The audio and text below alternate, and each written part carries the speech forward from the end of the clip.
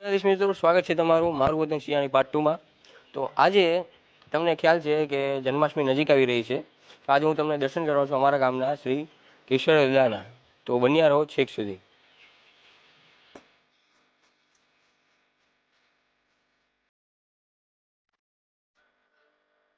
મિત્રો, જય કેશવ દાદા।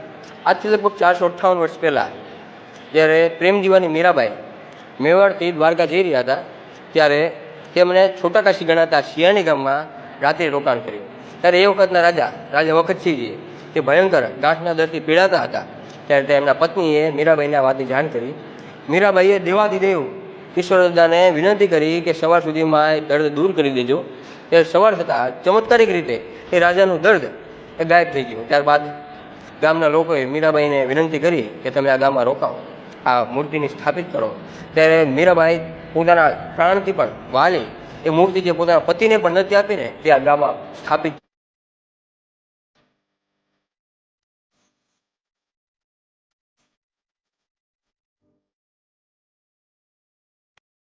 કેશવરાય યુવક મંડળના સભ્યો દ્વારા જે ધૂન કરવામાં આવે છે તે ધૂનમાં બેસવાની અને તે માણવાની કંઈક અલગ જ મજા છે।